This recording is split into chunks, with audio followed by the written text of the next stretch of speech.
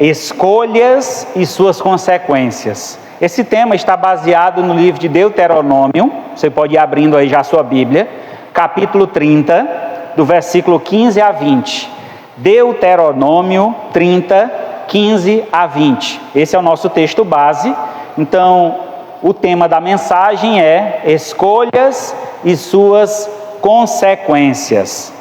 As Escrituras Sagradas nos revelam quem é Deus e sua vontade para a nossa vida. Mesmo sendo Deus Todo-Poderoso, Ele decidiu nos criar seres livres, com o direito de escolha. Com isso, entendemos que Deus não nos força a segui-lo. Ele espera que nós tomemos esta escolha conscientes das consequências. Quando decidimos seguir Jesus Cristo, decidimos claramente pelo chamado de Deus à nossa vida, mas entendemos que esta decisão, esta escolha, traz consequências. E precisamos entender a responsabilidade que é servir a Deus.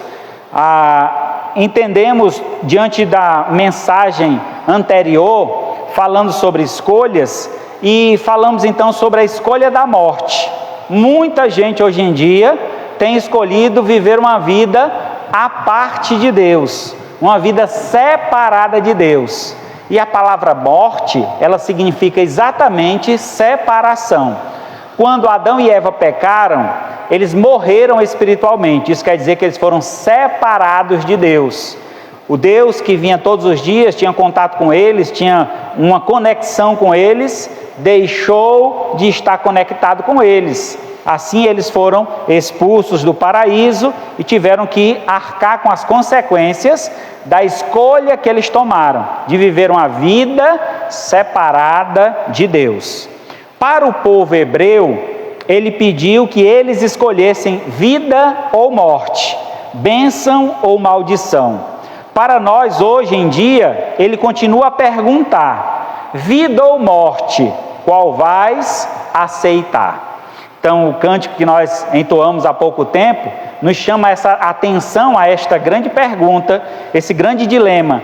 O que nós queremos da nossa vida?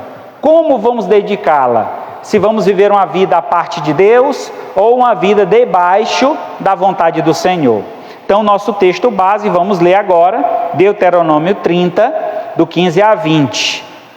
Vejam, hoje coloco diante de vocês a vida e o bem, a morte e o mal. Se guardarem o mandamento que hoje lhes ordeno, que amem ao Senhor seu Deus e andem nos seus caminhos e guardem os seus mandamentos, os seus estatutos e os seus juízos, então vocês viverão e se multiplicarão, e o Senhor, seu Deus, os abençoará na terra em que estão entrando, para dela tomar posse. Mas se o coração de vocês se desviar e não quiserem ouvir, mas forem seduzidos e se inclinarem diante de outros deuses e servirem, então hoje lhes declaro que certamente perecerão, não permanecerão muito tempo na terra, na qual, passando o Jordão, vocês vão entrar para dela tomar posse. Hoje, tomo o céu e a terra por testemunhas contra vocês, que lhes propus vida e morte, bênção e maldição. Escolham, pois, a vida, para que vivam vocês e os seus descendentes, amando o Senhor seu Deus, dando ouvidos à sua voz e apegando-se a Ele, pois disto depende a vida e a longevidade de vocês. Escolham a vida, para que habitem na terra que o Senhor, sob juramento, prometeu dar aos seus pais, ou aos pais de vocês, a Abraão, Isaque e Jacó. Oremos ao Senhor. Deus Santo, Pai de infinita bondade, Louvado, engrandecido seja o teu santo nome. Estamos mais uma vez reunidos aqui, Senhor, para o louvor da tua glória. Queremos, Senhor, exaltar o teu nome através das canções, como já fizemos, como também honrar o teu santo nome por meio de nossas contribuições, das nossas ofertas. E queremos também, Senhor, nesta noite, interceder em favor de cada um aqui presente, pedindo, ó Pai, por meio desta palavra proferida, que ela venha, Senhor, ao encontro de nossos corações, transformando nossas vidas, dando-nos, ó Pai, uma disposição maior para te servir, que possamos, Senhor, tomar a escolha mais acertada de nossa vida, que é justamente escolher a vida, para que possamos vivê-la de acordo com a tua vontade, não vivê-la como o mundo propaga, uma vida sem limites, uma vida depravada, mas sim, ó Pai, uma vida de santidade, uma vida de obediência, uma vida que honra e glorifica o teu santo nome. Assim nós te louvamos, agradecidos, em nome do teu Filho amado Jesus, que vive e reina para todo sempre. Amém. Graças a Deus. Muito bem, meus amados, como já foi dito aqui no domingo passado, né? O texto traz um contexto de início de um novo ciclo. O povo hebreu estava saindo de um ciclo de escravidão de 400 anos no Egito, e agora Deus havia libertado esse povo, feito eles um processo de purificação e de limpeza por meio da caminhada no deserto, que foi um processo de 40 anos, e agora estavam eles prestes a entrar na terra prometida, prestes a ter agora uma nova oportunidade de vida. Jesus então, o nosso Deus, através da sua palavra, orienta a Moisés a dirigir este povo a tomar uma escolha difícil, mas uma escolha necessária porque eles já haviam visto muitos morrerem no caminho.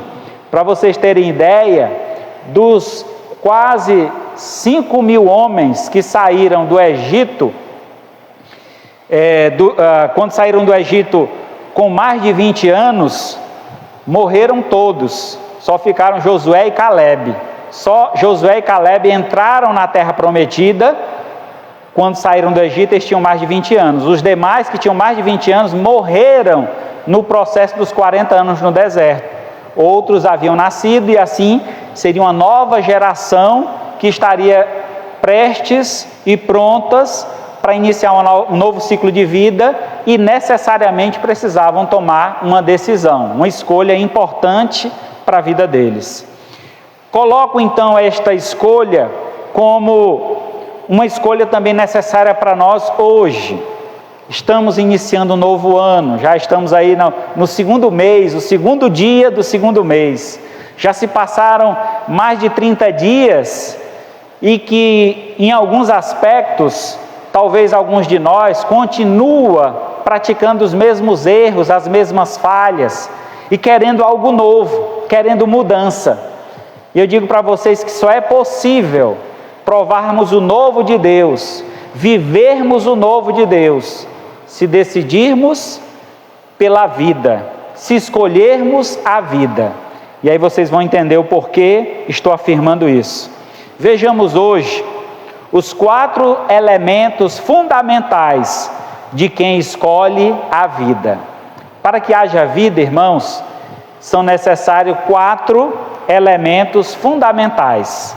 Esses elementos estão, então, inseridos na Escritura, ligados à nossa vida com Deus, à nossa vida espiritual. Então, primeiramente, para que eu escolha a vida, então eu escolho a vida quando decido seguir a luz.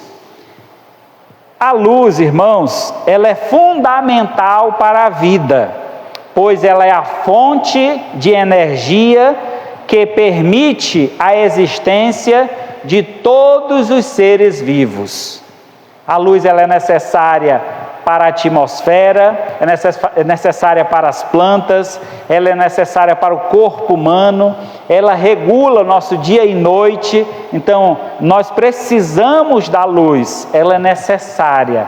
Mas a luz ao qual me refiro não é a luz astro, o sol, mas a luz que eu me refiro também não é a luz artificial que nós compramos e instalamos em nosso lar, que liga através da rede elétrica. A luz que eu me refiro é a luz da vida, a luz espiritual, a luz quando nada existia, saiu então da sua boca, haja luz, e houve luz. O Deus Todo-Poderoso, dele refletiu a luz, a sua glória refletiu sobre a criação. E hoje nós vivemos debaixo dessa glória. Se realmente o recebermos e buscarmos essa luz que vem de Deus, viveremos uma vida completamente abençoada pelo Senhor. João, esta vida é a luz dos homens. O texto de João, capítulo 1, estamos aqui, para quem não está acompanhando, fazendo um estudo no Evangelho de João, aqui na quarta-feira, um excelente estudo. Se você ainda não veio, venha na próxima quarta, eu vou fazer um resumo do que já foi dito para que você acompanhe. Mas temos aprendido uma lição muito importante sobre Jesus ser a luz que estava presente na criação, a luz que atuou diretamente na criação, a luz que passou a fazer com que tudo existisse a partir dela, a luz que separou dia e noite, a luz que trouxe vida a este mundo, fazendo com que as plantas germinassem, os grãos germinassem, nascessem as plantas, pudessem também produzir. A luz é Cristo.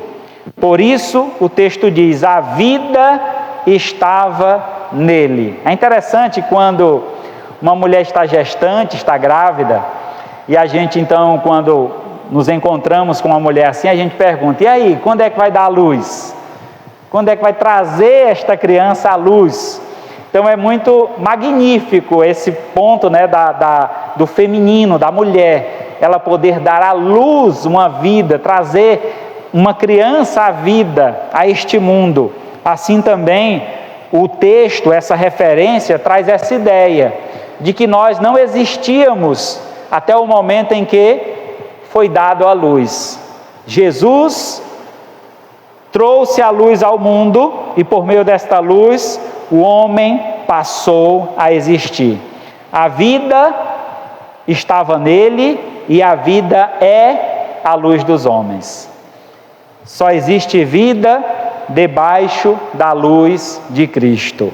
Esta luz é uma luz especial, uma luz que consegue enxergar não só o exterior, mas principalmente o nosso interior, a intenção do nosso coração. Deus conhece a nossa vida, conhece o nosso coração, conhece nossas necessidades, e quando nos colocamos diante dele, ele já fez todo este apanhado de informações. Ele sabe exatamente. E a vida dos homens manda esta frase: eu sou a luz do mundo. Essa é uma referência de fundamento, uma referência de criação, é uma referência de que através dele este mundo passou a existir.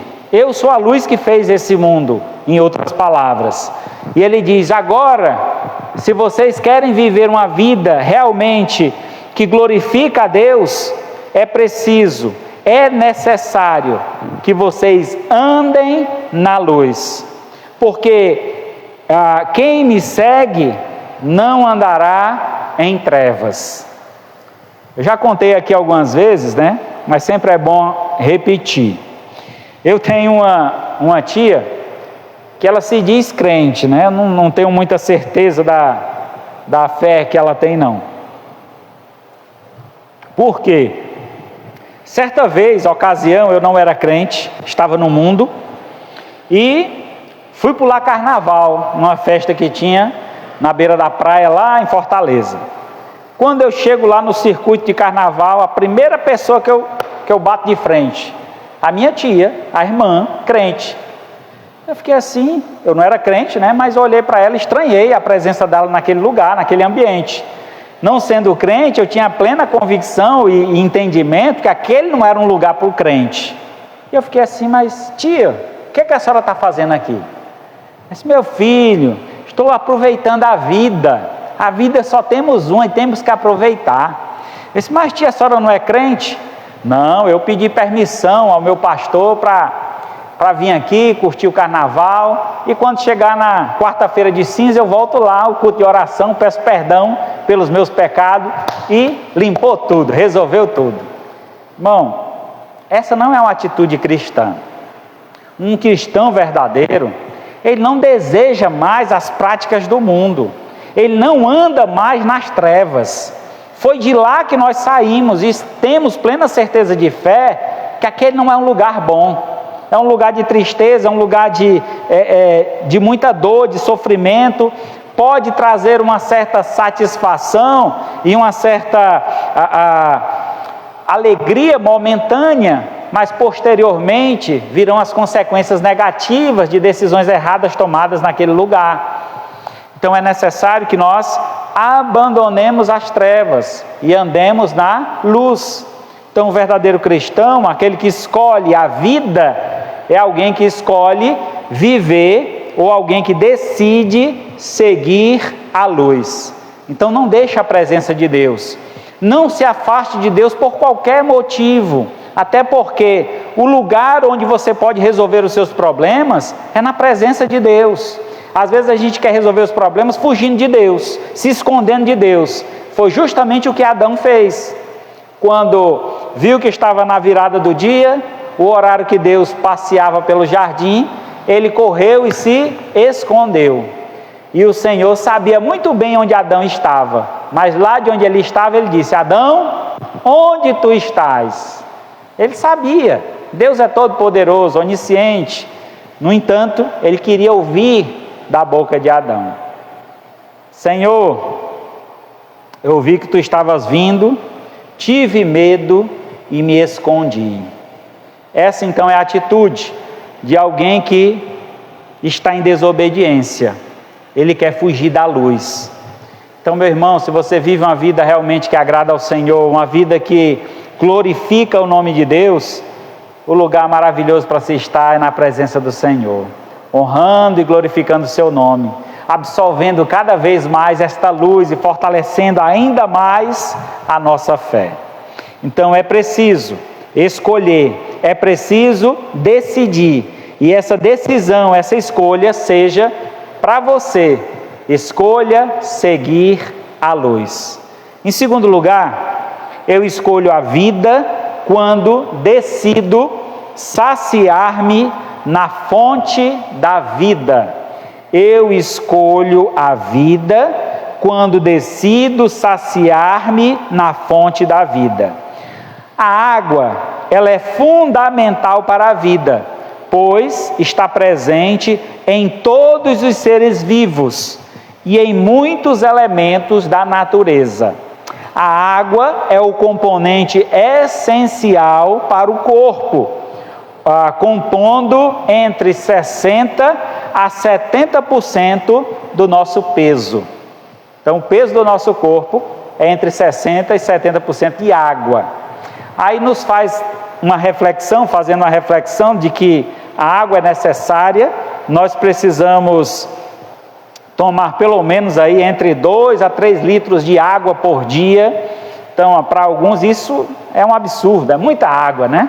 Então, mas é necessário para que a gente possa desintoxicar o nosso corpo, para que o nosso intestino funcione regularmente. Então, quando tomamos pouca água, até o nosso intestino trabalha lento, e às vezes você tem aí uma prisão de ventre, uma dificuldade de fazer suas necessidades por falta de água. A água é uma necessidade básica do ser humano. Agora, a água que nos referimos aqui é água espiritual. Certa ocasião, Jesus parou em um poço, e naquele poço, era em torno de meio-dia, ele pediu que os discípulos fossem até a cidade mais próxima e comprasse alimento. Enquanto os discípulos foram, Jesus ficou no poço. Uma mulher chega naquele poço para colher água. Jesus então pede a ela: dá-me de beber. E ela então diz: como é que tu, sendo um judeu, pede a minha água, sendo eu uma samaritana? Vocês lembram dessa história, né?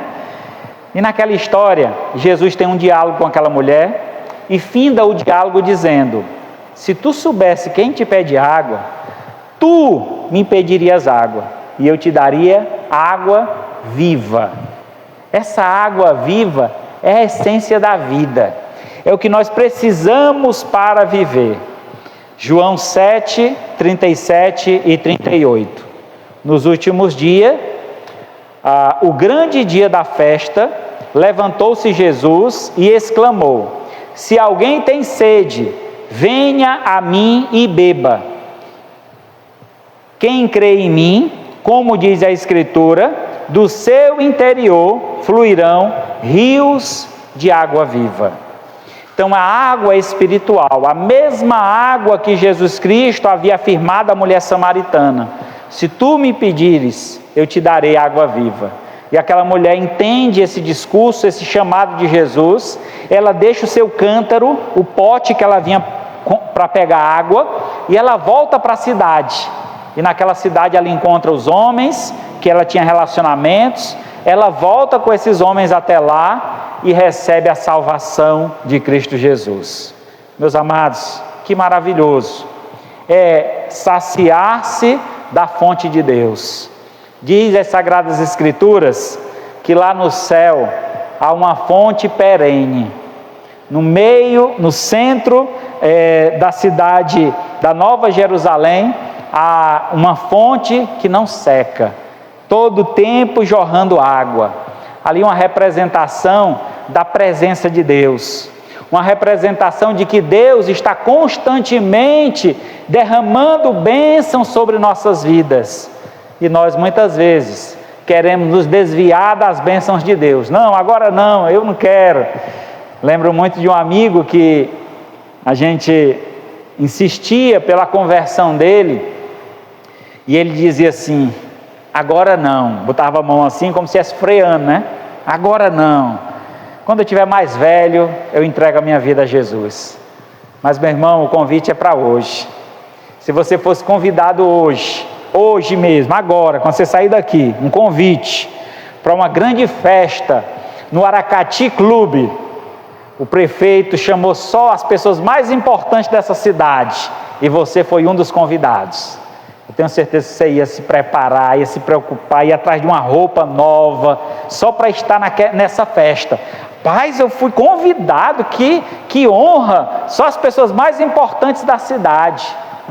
Veja, que você recebeu um convite de Deus, um convite para estar na glória celestial, onde haverá um grande casamento, onde nós seremos a noiva de Cristo, onde nós casaremos com Cristo. Um casamento que terá uma festa grandiosa, que durará muitos dias, muitos anos, e então teremos uma vida consagrada ao Senhor, uma união perfeita com Deus. A pergunta é: você quer receber esta bênção? Então receba Jesus, aceite-o como único e suficiente Salvador, sacie-se desta água espiritual que flui lá da fonte de Deus, da fonte do alto, de onde Deus está.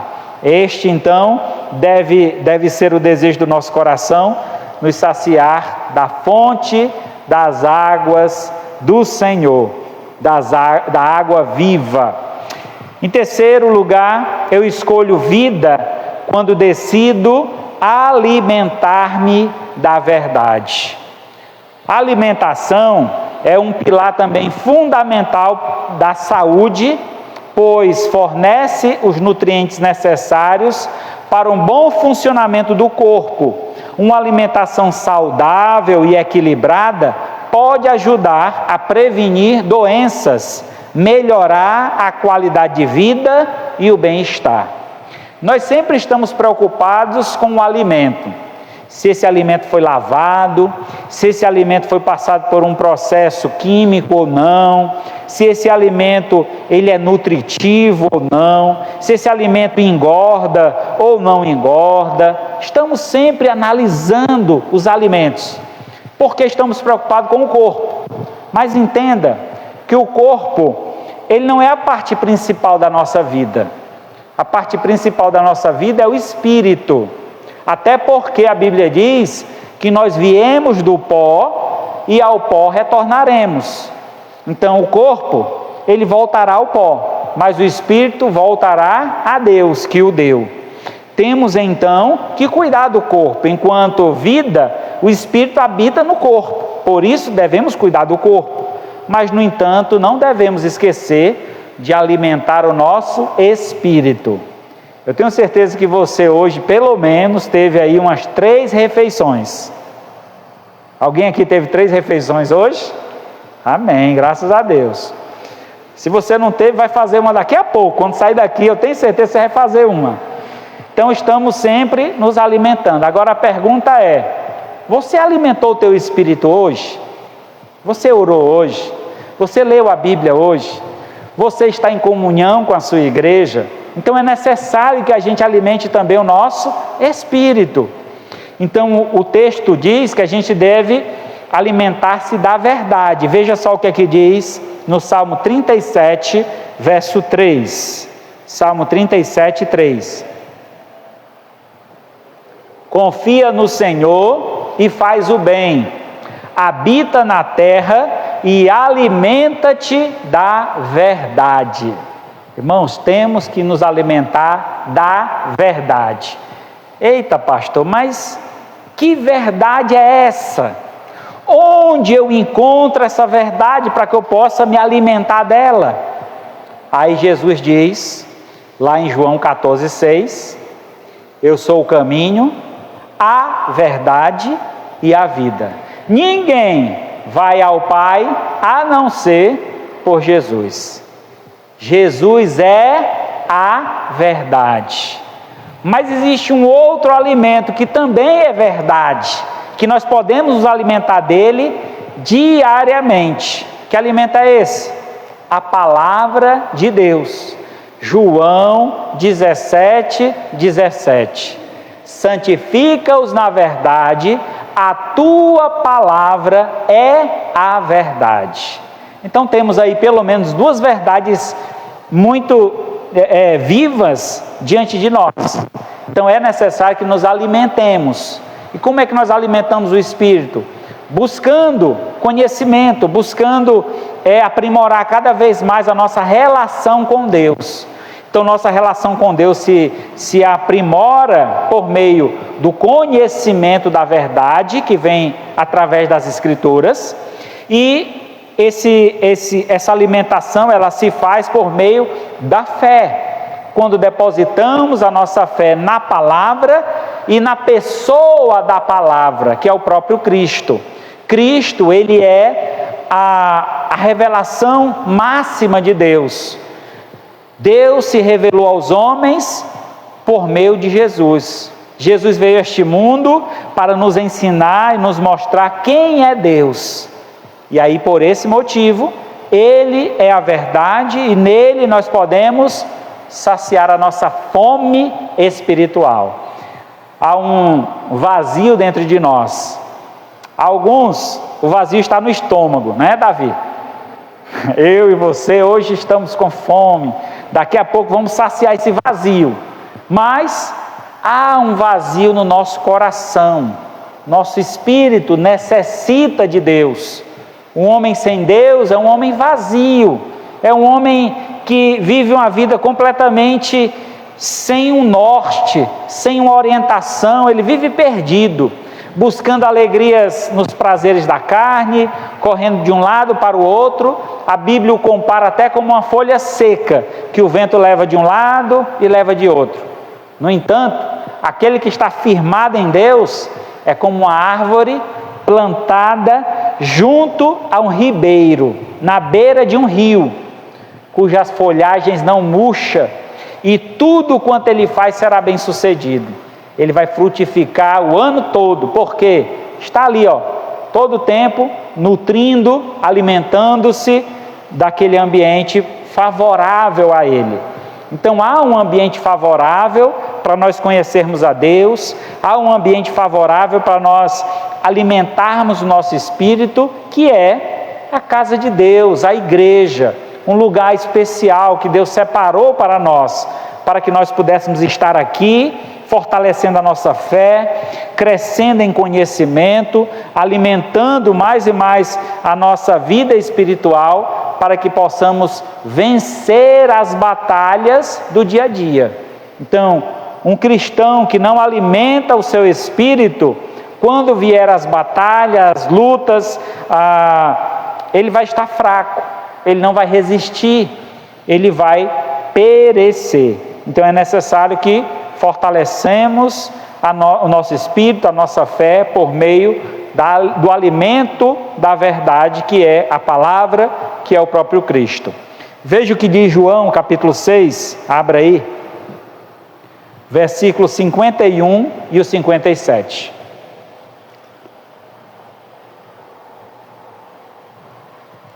João, capítulo 6, 51 e 57.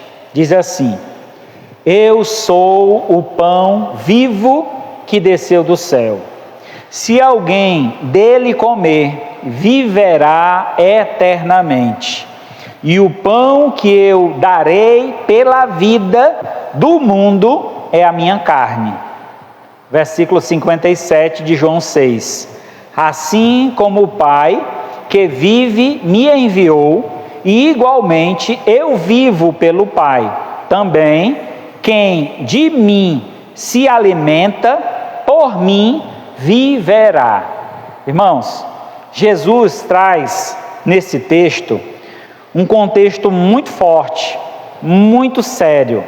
O contexto aqui é de sustento, de cuidado, de provisão. Lembra quando aquele povo estava na travessia do deserto? 40 anos, Deus supriu aquele povo com um maná, uma semente que caía dos céus, e eles então, daquele material, faziam pães e comiam. Aquele alimento foi dado do céu, era o pão que caía do céu. Jesus então pega aquela figura e aplica para si. Qual aplicação ele usa? Usa uma aplicação agregada a um símbolo direto de Deus, o grande eu sou. Quando Moisés perguntou, Deus mandou que Moisés voltasse ao Egito e libertasse o povo. Então Moisés perguntou: quando eu chegar lá, Faraó perguntar quem me mandou, o que é que eu vou dizer? Ele diz: o eu sou te mandou. Essa expressão, ele tem um contexto de o Todo-Poderoso. O significado dessa expressão traz a ideia de o Criador, o Todo-Poderoso, aquele que provém, aquele que cuida. Então aqui nessa expressão, Jesus agregou dois valores. Ele é um pão, mas não um pão qualquer, é um pão vivo, e um pão vivo que está ligado à provisão divina, o Todo-Poderoso, um pão que não tem fim, um pão que não acaba, um pão que não estraga, até porque o maná do deserto eles tinham que pegar todos os dias. Se eles pegassem um dia e guardassem para outro dia, apodrecia, e eles não podiam comer, tinham que se alimentar todos os dias. Essa relação esse relacionamento é o mesmo que Deus deseja ter conosco. A nossa ligação com Deus deve ser todos os dias. Lamentavelmente, muitas pessoas compreendem a sua relação com Deus como um Deus de necessidades. Quando eu preciso, eu clamo a Deus. Mas Deus não deve ser buscado somente quando tivermos necessidade. Ele deve ser buscado todos os dias, em todos os momentos. Devemos ser gratos a Deus pelo que Ele já tem feito em nossa vida, devemos estar ligados a Deus sobre a sua vontade, o que Ele pretende fazer em nós e por meio de nós. Então essa relação, essa intimidade, essa proximidade Deus deseja ter conosco. Por isso Jesus afirma ser Ele o pão vivo que desceu do céu. E aí ele faz então uma outra ilustração, e ele diz: o pão que eu der, ou que eu darei pela vida do mundo, é a minha carne. Vamos lá, compreender aqui essa expressão que os religiosos não compreenderam. Jesus se coloca como sendo o suprimento de Deus, o suprimento que desceu do céu. E esse suprimento veio para saciar uma necessidade. O homem tinha uma necessidade de pagar o preço pelo seu pecado. O homem tinha uma dívida contra Deus. Quando Jesus diz que Ele é o pão que desceu do céu, e o pão que Ele daria ao mundo era a própria carne, Ele estava oferecendo-se em sacrifício em nosso favor. Ele estava pagando o preço para nos sustentar. Eu vim para sustentá-los e prover a vocês algo que vocês não conseguiriam prover. Assim como o povo que estava no Egito não conseguia prover alimento ali, não tinha como eles plantarem, não tinha como eles colherem nada, era um deserto. Eles precisavam que alguém provesse por eles. Jesus está dizendo: eu vim para prover salvação a vocês. Eu vim trazer algo que vocês não têm como conseguir de outra forma. Eu sou a provisão de Deus. Aí no verso 57, ele afirma: quem de mim se alimentar, por mim viverá.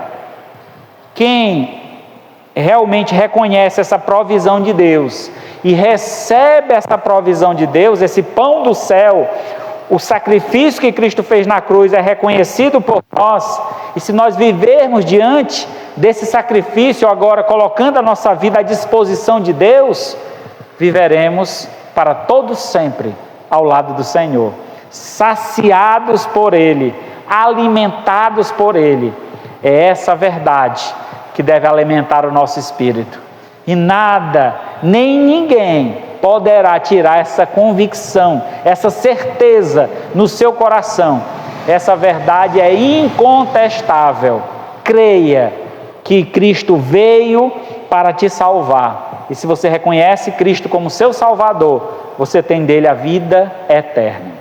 Em quarto e último lugar, eu escolho a vida quando eu decido encher-me do Espírito. O enchimento do Espírito, lembrando aí para o nosso entendimento da forma como foi colocada aqui a mensagem, quando o homem foi criado do pó da terra. O que foi que Deus fez para que o homem se tornasse, recebesse vida? Deus soprou na sua narina o fôlego da vida.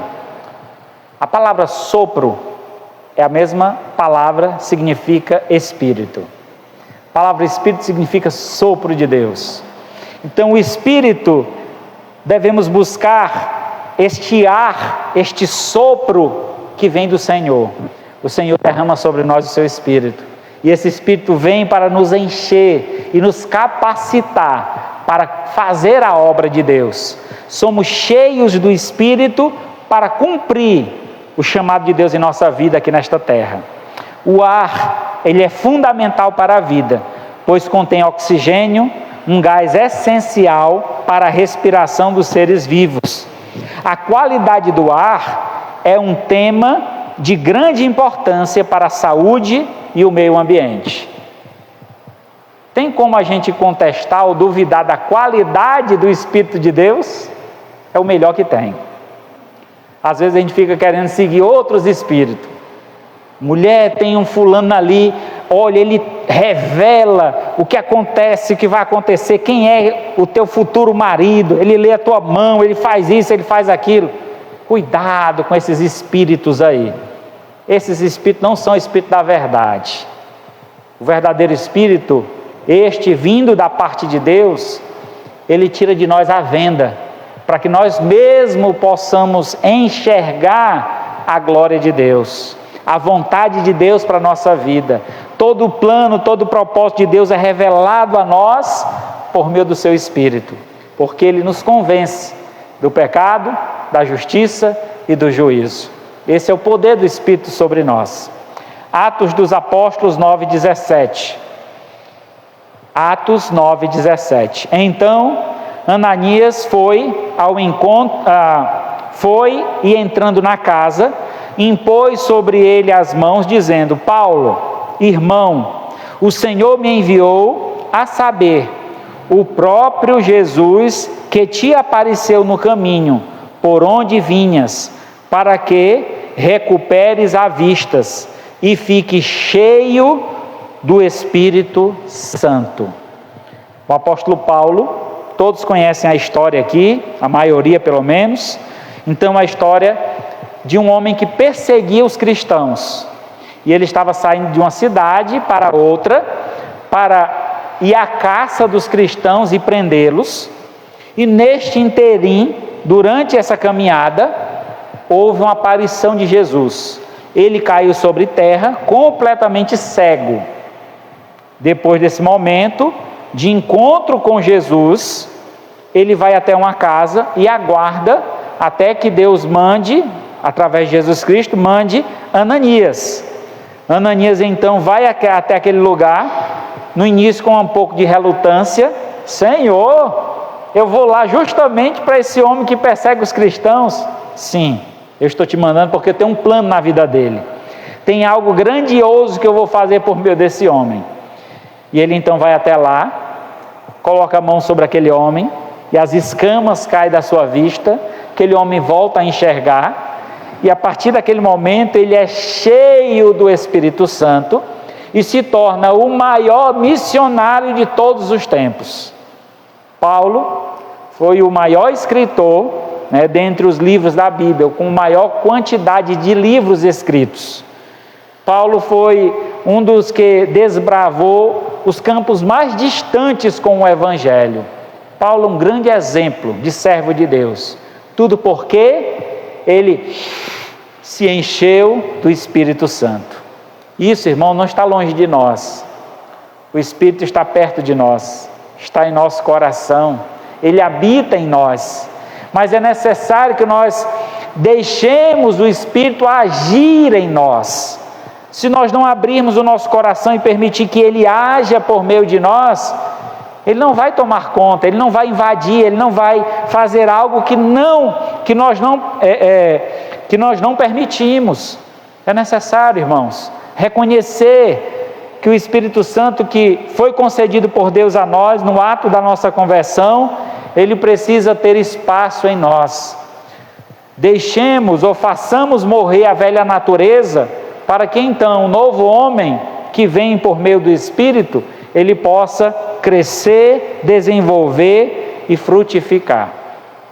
Efésios capítulo 5, o mesmo Paulo, agora já depois de muitos anos de trabalho, já tendo pregado a muitas nações, formado muitas igrejas e obreiros, ele diz então este verso, Efésios 5:18: E não vos embriaguei com vinho, no qual há dissolução, mas enchei-vos do Espírito.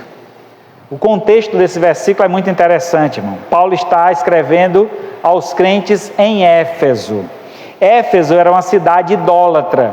A idolatria que acontecia naquela cidade era banhada e regada a muito vinho. Havia uma idolatria ao deus Baco, é o deus do vinho. E também este Deus do vinho, além de ser adorado, era servido através de orgias, e essas orgias aconteciam banhadas por muito vinho. Os cristãos estavam saindo de um contexto de extrema depravação. Paulo sabia como é que eles adoravam aquele Deus através da embriaguez. Ele então diz: abstenhais disso, tire isso da vida de vocês, não vos embriague com vinho mais, vocês não precisam adorar a Deus embriagados. Deus os quer conscientes, tendo plena certeza do que estão fazendo, e não embriagados. Ao invés de se encher de vinho, encham-se do Espírito Santo de Deus. E esse enchimento nos concederá uma alegria que você não tem comparação. Geralmente, quando as pessoas bebem, é em procura de se alegrar. Rapaz, eu conheço uma pessoa que ele é extremamente sério, uma pessoa fechada, uma pessoa muito tímida, mas meu amigo tomou uns 3 goles, o camarada se solta, fala com todo mundo e é outra pessoa, se transforma, né? Então, para ele, a libertação está naquela bebida.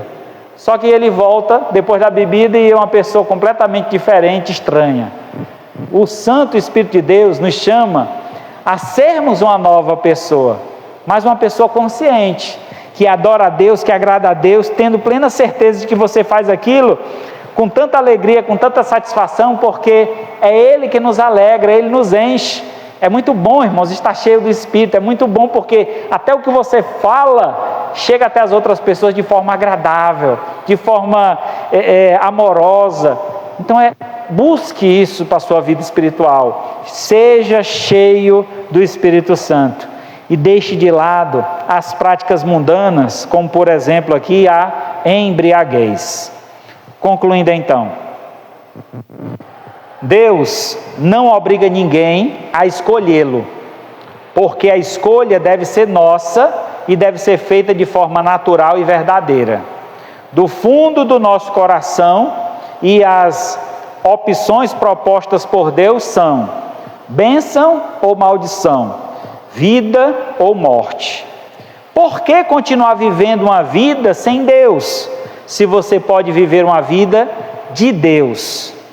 Por que desprezar a palavra de Deus, se você pode obedecê-la?